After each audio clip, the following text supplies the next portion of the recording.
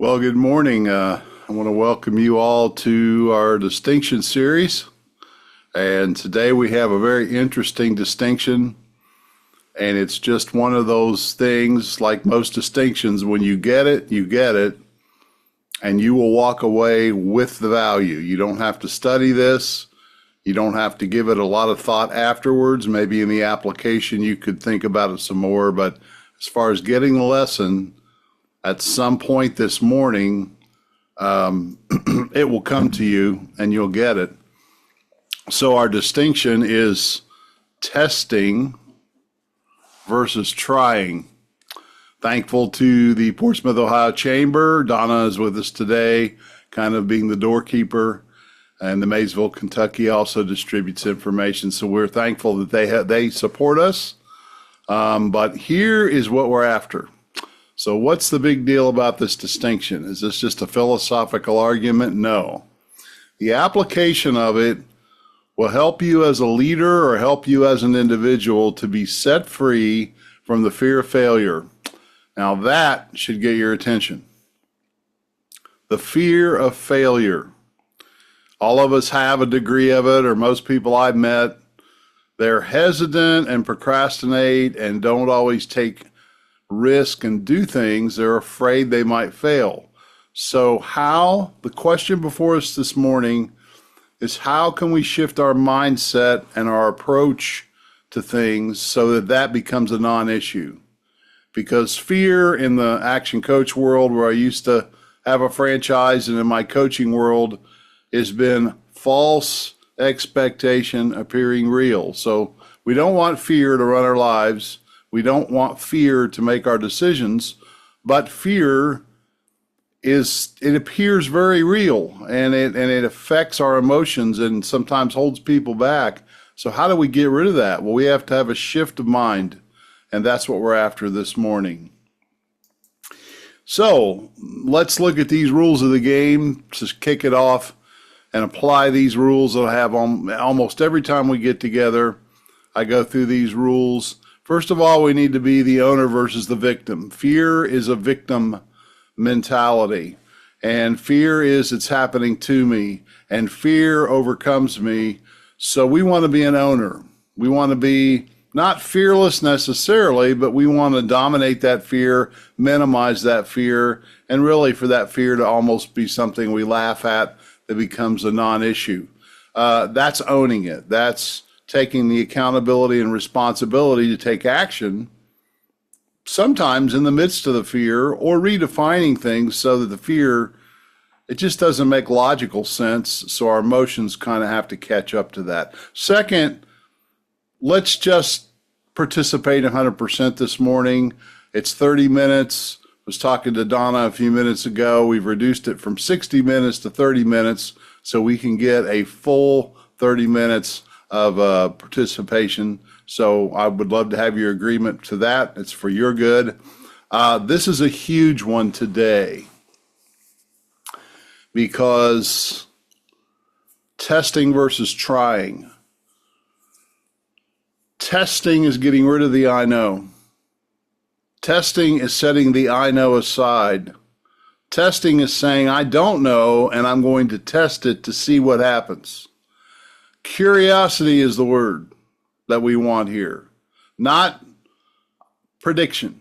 I think prediction can cause problems at times because it leads to expectation and anticipation, and that can lead very much to disappointment.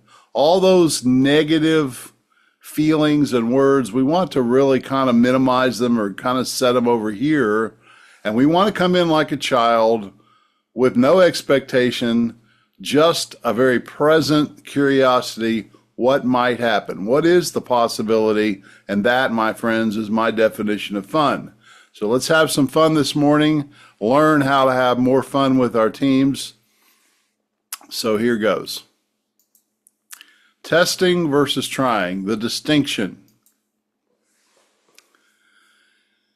This is 30 minutes on language. It's 30 minutes on words. It's 30 minutes on how we think and how we define things. So I want you to listen to these two phrases and get the sense of the distinction of the language of the two words. The first one is, I'll try to get it right. I've got this big thing to do in front of me. I've got this advertising or marketing campaign. I've got this employee. I need to decide if we need to promote them or leave them where they are. I have a new task on the computer to learn, and I'll try to get it right. That is the language of trying. Versus, I'll do it and test and measure. I'll do it and I'll learn something. Simple, no drama, just a little bit of fun, a little bit of curiosity. Two different mindsets, two different words when you approach situations. So, definition for my purposes and your purposes this morning. To try, it's an attempt. And it's often loaded emotionally with uncertain results and a fear of failure. Oh, I'll try to get it done. I'll do my best, but, I'll try. It's got a lilt, even in the tone, that's kind of constricted and down. And then you've got test. It's a deliberate action designed to produce a result and a learning. So I'm going to test this out. I just put on my goggles and my lab coat, and I become a scientist, and we'll just give it a test. And we'll see how it goes. And we'll evaluate the results, and we'll adjust, or we'll decide not to do that anymore. But there's no failure and fear and humiliation and embarrassment in that. It's just a test. And tests always work because an experiment and a test is there to produce a result. Trying implies success or failure. I'll try and I'll succeed, or I'll try and I'll fail. Testing implies I'm going to run the experiment and learn from the result.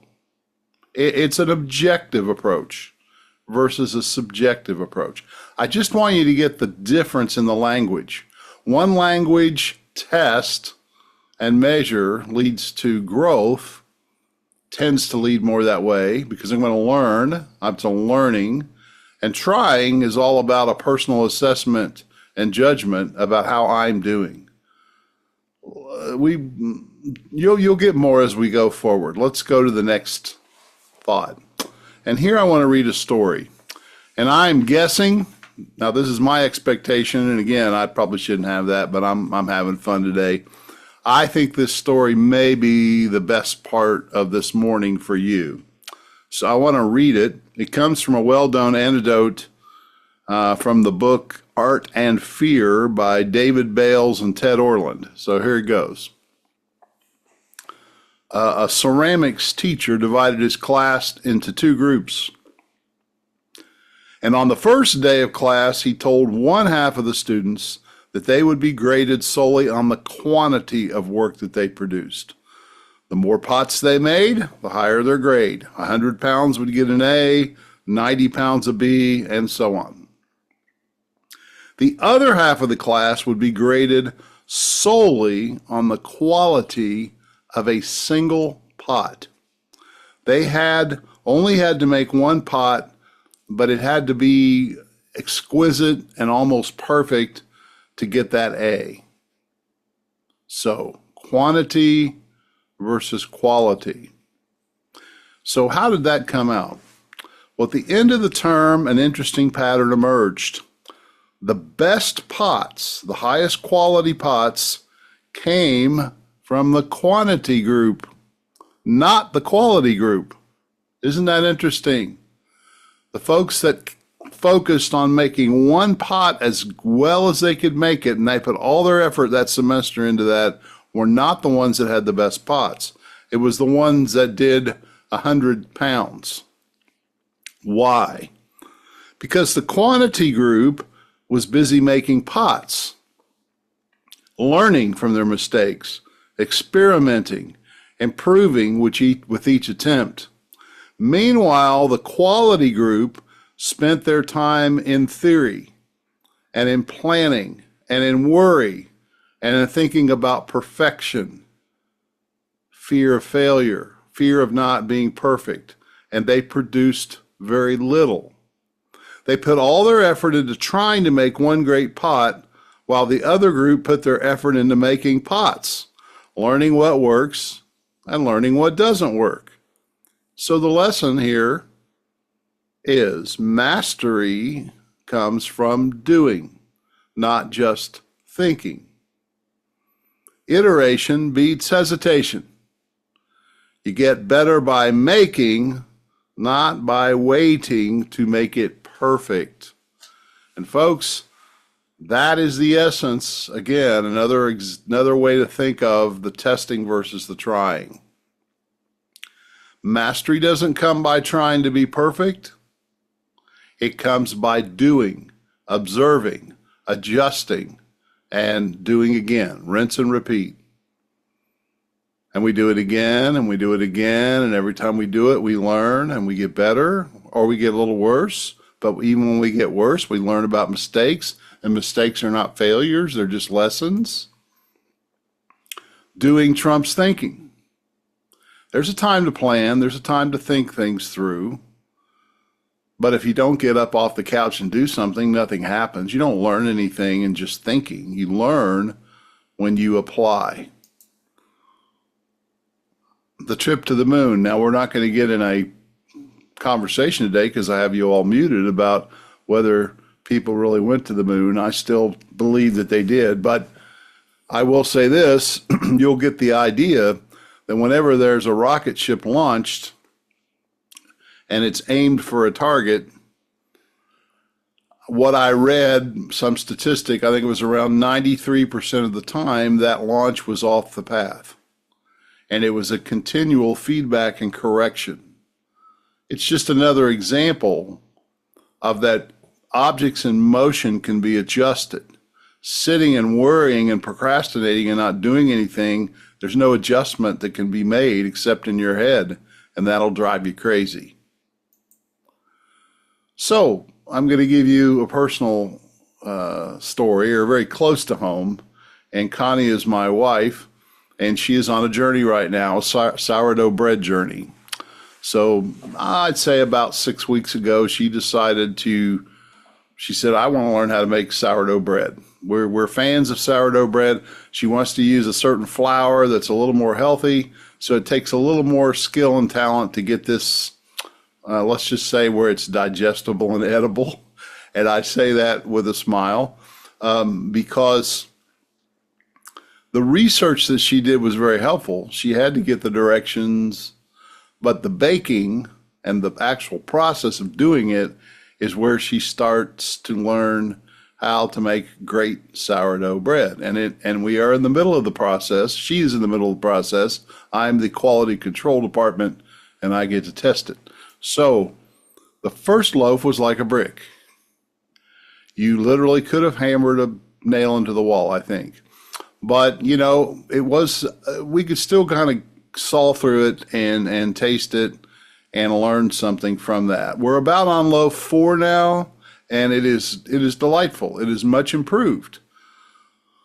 But we both realize, she agrees, and I love the fact that we've been on the same page, that there's some improvement that is still needed to get it to something that we would say is really great.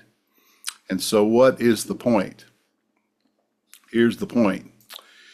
That as she continues to bake, she learns. There's no fear of failure here. There's no fear of failure every time you start that starter dough or you put that loaf in the oven. It is just a test. Each round is a test, not a failure, and the feedback from each test and the learning from each of those cycles will lead to mastery, or we're tired of wasting a lot of time on this, let's move to another project.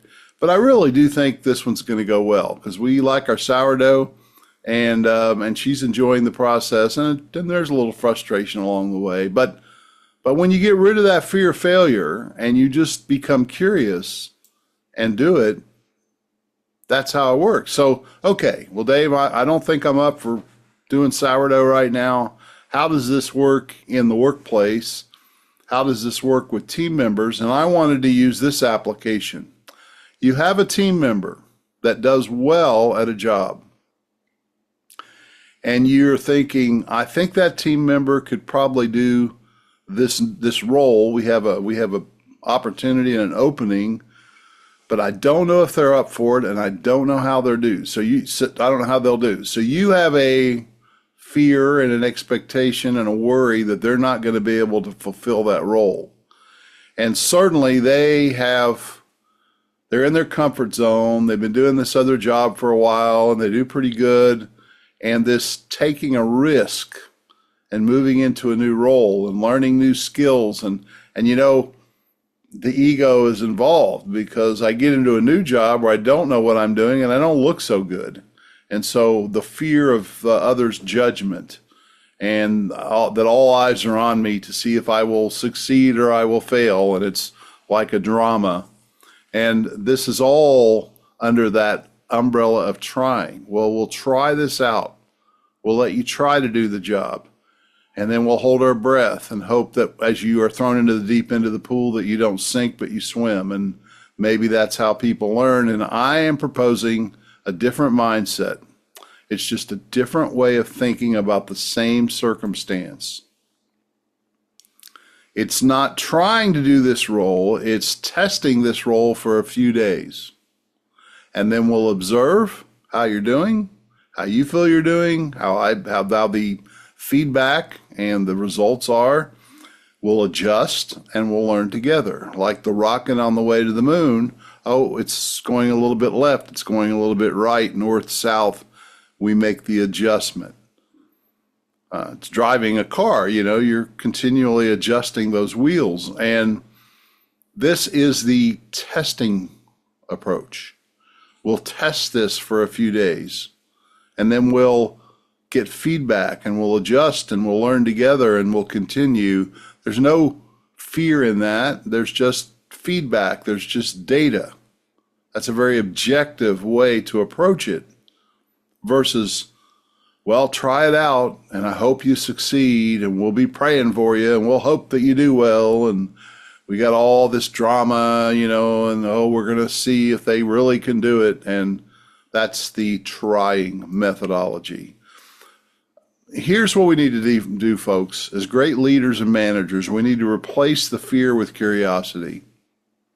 Now, that's you. That's how you lead. That's how you work with people. We need to get rid of the judgment model where we're criticizing people. People don't get up in the morning looking forward to their annual evaluation where they're going to be critiqued and judged. And we want to have more of a growth mindset. How have you improved? Where are you challenged? What's going well? Where do you need some help? It's a curiosity about results, and there's no attack of the person. We're not criticizing or judging the person. We're looking at the performance. We're looking at the results. We're looking at the feedback. It's not a one-time sink or swim. That's trying. Well, we'll throw you in there and try it out and see how it goes. Oh my, the fear of failing, the fear of not doing it right the first time, the fear of messing it up. That's the test. That's the trying way. The testing way is to give this iterative support. The word iterative, if you're not familiar with that word, it's repeating. We're going to do this over and over and over and adjust and improve through the practice. In other words, the idiom practice makes perfect. Well, can we as leaders and managers support practice? Now, I know that you have to learn on the job and people have to get a certain level of result, and there's all that common sense that enters into it.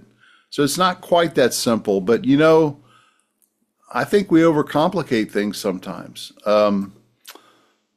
When we coach while testing versus criticize, we reduce the fear of failure and we unlock the power of learning. I'm going to say that again. When we coach while we run these tests, we're getting our focus on the result and what's happening, not on the person.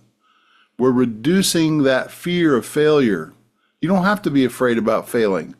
Let's just run this test, try you out for a few days on this and see how it goes.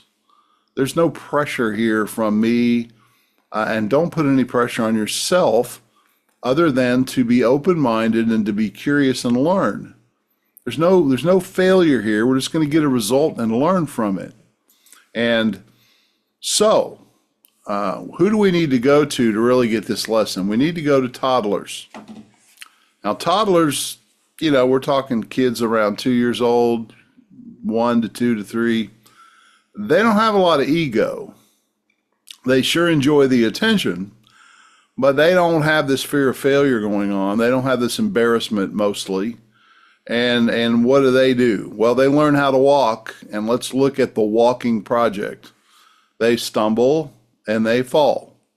And what does the crowd do? Every little step they take and then they stumble, we all laugh and we cheer them on, and it's just a glorious success when they first wobble and stand up and they let go of that rail or that playpen or whatever, and they stand there for a minute and oh my goodness, that's the greatest thing, and then they fall and make a mess of it, and then they get up and they do it again, and they get up and they do it again, and now they take 3 steps, and then that first walk across the room is a great victory. But there's no fear of failure here. Oh, get up, you kid, why can't you walk? What's your problem? And there's none of that judgment. It's just testing. They're testing the waters and learning through failing forward. We could call it that. Marketing in your business. Whoa, Dave, that was a U-turn. Well, not really. Quit trying to get the perfect ad. Quit trying to get the perfect marketing strategy built. Just take what you have, put it out there, and see what the feedback is. It's a test and measure, refine and pivot. Test and measure, refine it, and pivot, and try something else. One of the ways I've helped people with marketing through the years is we come up with 10 super great strategies in our head, realizing that 8 of them will probably fail terribly. But the 2 that work will make them very successful. But you can't, you find what works in the midst of what doesn't work. What doesn't get the result you're looking for. That's how I'm defining what works. It's all working. The whole process is great. We're not failing. We're testing a lot of different things and measuring.